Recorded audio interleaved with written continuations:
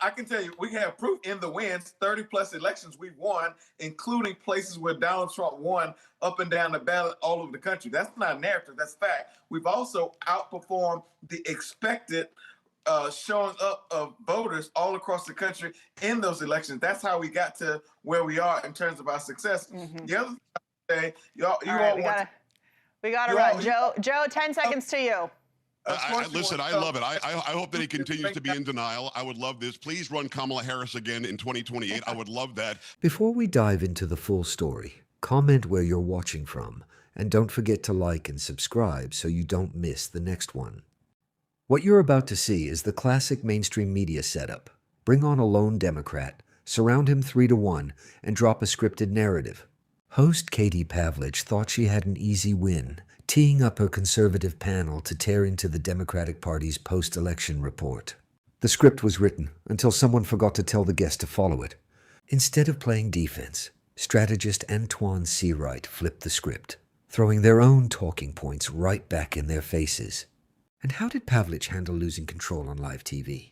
She pulled the ultimate panic move, cutting his mic and ending the interview early before he could drop cold, hard facts. Let's look at how it all played out. He is a Democratic strategist. Joe Pagliarulo, host of the Joe Pag Show. Joe Pags is here. And Niall Gardner, conservative commentator and former senior advisor to Margaret Thatcher. Gentlemen, thank you so much for being here tonight. So, Antoine, let's start with you. Just your response to this report, almost 200 pages long. You're a Democrat. What's your assessment? I don't think we need this distraction. We have an affordability crisis in America brought to you and sponsored by your neighborhood Republican Party. You had a Republican congressman just today said that January 6th was all made up. We have a healthcare crisis in this country. I think there are other things we can be talking about as Democrats instead of looking back retrospectively. Now, I always subscribe to the notion two things happen in campaigns: you win or you learn. Obviously, we did not win, so there's some things we can learn, but I don't think this autopsy was the best use of our time, and I certainly don't think it's the best use of a limited oxygen political space. So, Joe, you know, the rules in politics are if your opponent is doing something that helps you and benefits you, just don't step in the way. What did you think about reading this autopsy and assessment of the DNC, which, by the way, doesn't have any money going into an election year? Katie, thanks for having me on. I noticed that Antoine, who I respect a lot, didn't say anything about the autopsy. He complained about Republicans. That's kind of interesting. I would have looked at this autopsy and said, wow, they forgot to say that Kamala Harris was a horrible candidate. They forgot to mention that we picked a horrible guy for vice president, the guy who's overseeing, I guess, massive fraud over in Minnesota. So listen, I respect the fact that they tried to come to some conclusion about what happened, but leaving out the cognitive decline of the then president, leaving out the fact that he ran and then he didn't run, and then leaving out the fact that Kamala Harris was a horrendous candidate. She didn't accomplish anything, not the one thing that she was asked to do about the border. So I think that I'm glad that there's a whole lot of nothing here, because I don't think the Democrat Party is going to learn. And Antoine's not wrong. You know, you can pick out what you don't like about the other party if you want, but I think a little deep reflection on the Democratic side would be scary for us conservatives. So go ahead and keep on denying. I like it. So, Niall, you, of course, worked with one of the greatest leaders of all time, Margaret Thatcher. She was, you know, she always talked about socialism. Socialism's great until you run out of other people's money. What I found in the report and reading through it is that this is the Democratic establishment, right? And we're seeing the Democratic Socialists of America, which is essentially the insurgent wing of the Democratic Party, the Mamdanis, these far-left candidates that we're seeing winning primaries across the country. They really are offering, even though it's incorrect and a terrible form of governance, socialism and communism as a policy prescription for what they're seeing and the issues that Americans are facing out there. So even though they're wrong, are they somewhat correct in actually speaking to the issues rather than what this report does, which is completely ignore everything that Americans voted for in 2024? Well, I think that without a doubt, I mean, the left in the United States are in complete denial and also disarray. And on both sides of the Atlantic, in fact, we're seeing socialists in real trouble. And in Britain, Keir Starmer, the socialist prime minister, has been an absolute disaster, probably the worst prime minister, I think, in British history. And you are literally seeing the British government fall apart right now.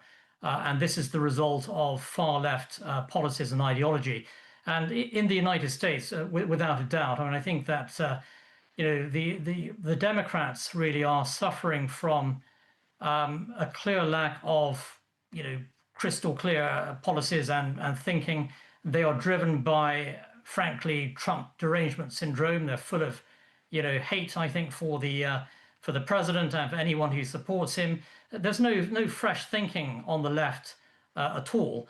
And also, you had a candidate last time, the presidential election, Kamala Harris, who was a complete disaster, and in fact a real embarrassment in so many respects. And so, the reality is that we are witnessing on both sides of the Atlantic the left in complete and utter disarray, and socialism never works.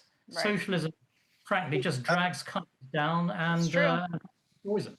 As you said, it's not a new idea. Socialism, communism is not a fresh idea for any society. In fact, it's caused a lot of human suffering in the countries and times when it's been tried and failed. But Antoine, I mean, you call this a distraction. There are pages and pages, and it is distracting. I mean, there's lots of corrections. There are lots of red boxes that say no evidence provided for this. This doesn't consistently support this claim. No sourcing provided. No even conclusion on this report. But how is the Democratic Party supposed to move forward with infrastructure to win in races across the country if they can't get on the same page about what issues matter the most, and they can't even trust the DNC chair to put this out without these edits being made? I mean, do you have confidence in the DNC chair, or do you think someone else should take over? Katie, I love how you and your guests try to frame Democrats in disarray when we've outperformed every single narrative since Donald Trump has taken office. Well, narratives are not wins. So, well, I can tell you, we have proof in the wins. 30+ elections we've won, including places where Donald Trump won up and down the ballot all over the country. That's not a narrative, that's fact. We've also outperformed the expected showing up of voters all across the country in those elections. That's how we got to where we are in terms of our success. Mm-hmm. The other thing, we gotta run. Joe, 10 seconds to you. Listen, I love it. I hope that he continues to be in denial. I would love this. Please run Kamala Harris again in 2028. I would love that. Please pick Tim Walz as the vice president again, because you guys obviously have no issues. It's all about the Republicans. All right, y'all, we got to run. We will talk about this from now until November. Appreciate all of you for joining me tonight. Thank you very much. The panic cut off when facts crashed the script. Did you catch that look on Katie Pavlich's face right before she pulled the plug? That split-second look of pure panic. The host blurted out, "Narratives are not wins," thinking she had just delivered an unanswerable mic drop. Instead, Antoine Seawright was about to unleash a wave of cold, hard data, pointing to over 30 real-world election victories and special election overperformances. He didn't come with talking points. He came with receipts. And what did Pavlich do the moment she realized her smug trap was about to explode in her face? When she hit the emergency ejection button, the classic cable news shutdown. She cut him off mid-sentence, abruptly wrapping up the interview before he could finish laying out the facts. This is the state of modern political discourse. When the rehearsed narrative crumbles, the strategy isn't to debate, it's to silence. You see the exact same pattern with politicians dodging local town halls across the country. When you can't defend the policy, you dodge the conversation. Even conservative panelist Joe Pags accidentally said the quiet part out loud. If the opposition actually stops the internal infighting and stays focused on real economic issues, it becomes a massive threat to conservative strategy. This was supposed to be an easy slam dunk segment dunking on an internal party report. Instead, it became a textbook showcase of media deflection, leaving the host scrambling for the commercial break the second the facts didn't fit the script.